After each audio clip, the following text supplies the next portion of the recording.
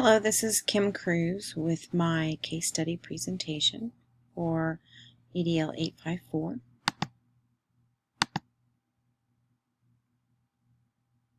The case study centers around an issue at George Washington Middle School. The principal, upon counting the funds from the gate from a basketball game, discovered that $50 was missing. He was told by a spectator that he had paid with a $50 bill upon entering, and when the funds were counted at the end of the night, the $50 bill was not there, and Mrs. Bowman, who was a volunteer at the gate, had noted that 10 tickets had been discarded because they were torn. So there was a discrepancy in the amount of money that was taken at the gate. So the issue or the problem is that based on counting of the bank bag, there is a $50 bill missing from the proceeds. What I know from the case study is that Mr. Dumas stated that he had paid with a $50 bill. The ticket numbers 78 to 88 are not accounted for. They were reported that they were torn and discarded. So the funds in the bank bag balanced minus the 10 tickets that were reported torn. So there's $50 missing. Information that I need to know to look into this issue is who was working the gate with Mrs. Bowman. Were two people working the gate, or was Mrs. Bowman working alone? What did Mrs. Bowman do with the tickets that she reported were torn? Were they discarded in a trash can? Where are those tickets now? And was anyone left alone at the gate at any time?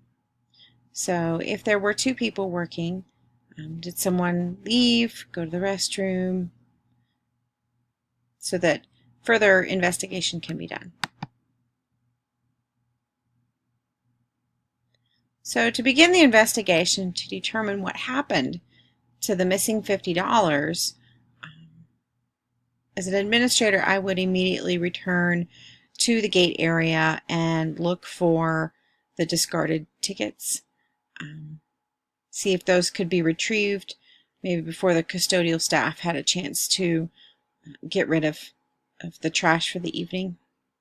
Then I would want to conduct some interviews. I would want to speak with Mr. Dumas again and just verify that he had paid with a $50 bill.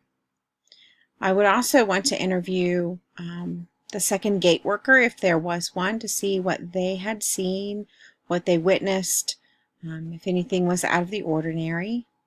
And then I would want to interview Mrs. Bowman to determine some unanswered questions. Where did she discard the tickets? Did she notice that that Mr. Dumas had paid with a $50 bill, and maybe where she had put that, if she had misplaced it and it was not put in the bank bag at the end of the night, maybe it's in a cash drawer somewhere else, just to clarify some of the unanswered issues. So to resolve the issue, the funds from the gate belong to the athletic department and those students that participate in those activities. If it's determined that Mrs. Bowman mishandled the funds on purpose, then proper action should be taken, either legal actions or through her making amends with the funds. If it's not determined what happened to the funds, if we can't determine that Mrs. Bowman actually took the funds, then policy changes, and even if it is determined that Mrs. Bowman took those funds, policy changes need to take place to ensure that these issues don't occur again and the students who are participating in these activities get the funds that they've worked hard for.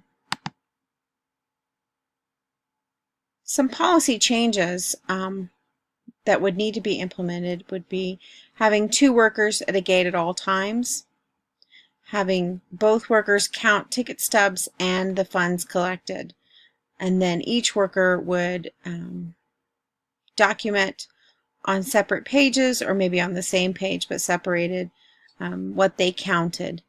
And then being more accountable for the tickets. If there are tickets that are not usable, having a process to deal with those and turning those in at the end of the evening with the funds so that administrators can correctly verify how many were sold. So what was I thinking?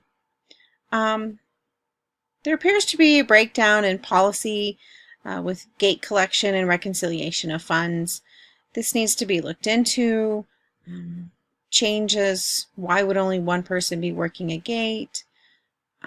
Why would the person working the gate not count those funds out? Valuing, while Mr. Stevens handled the request of the funds to the trip for New York for Lucy appropriately, I think this is a valued opportunity to help support a student in your building, and there could be ways to help the family and help Lucy to participate in the all-state cheerleaders, marching with the cheerleaders. I think valuing all the students and their accomplishments is important, especially as an administrator. What I was feeling is Mrs. Bowman is a parent that volunteers. Parent involvement is very important within schools, and it would sadden me that someone that was trusted and valued and that helped the school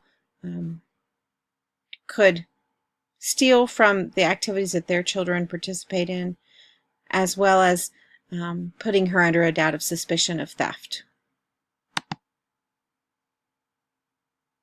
So some unresolved issues.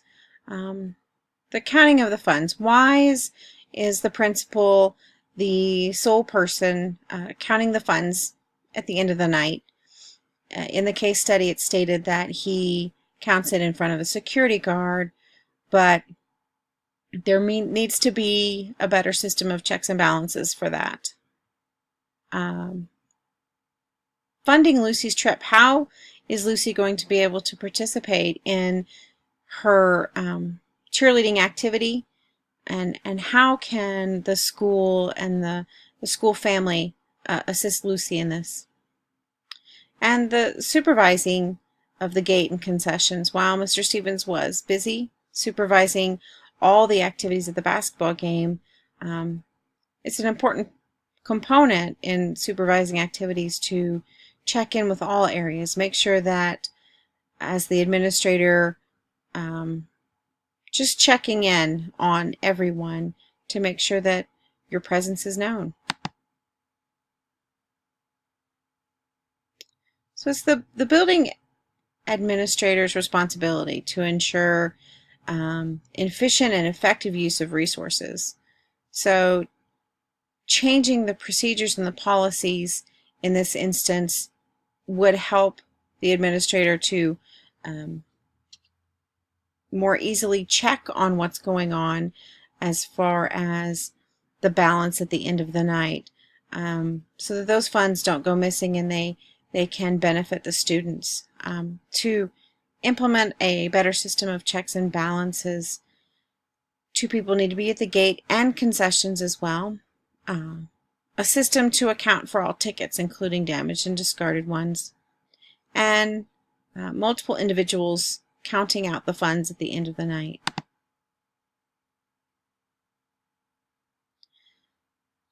So the case study presents an issue that all students at George Washington Middle School can learn from, and that's Lucy's family needs assistance to support her cheerleading, marching with the all-state cheerleaders.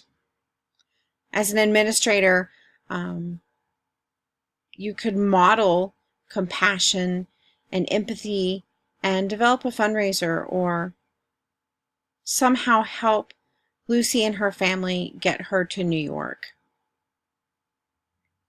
And this could be an ongoing process.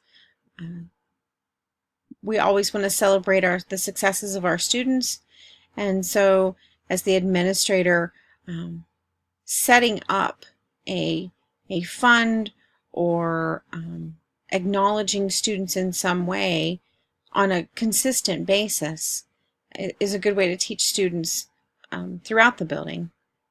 They can learn to support and celebrate everyone's successes, even if they're not at school. The administrator can facilitate that. So one way to teach all students through this incident would be to bring in the math classes without going into detail on what happened and that there was missing funds. Setting up a class project through the math classes and getting their input. Students sometimes are more savvy than the adults in the building with technology, and having the students in the math class come up with ideas to utilize technology in the process of taking funds at the gate. Another way that all students could learn through this would be through a advisory team, a student advisory team, and getting a group of students together and having them help develop the fund or a way to celebrate students and help them in a time of need. Thank you for your time.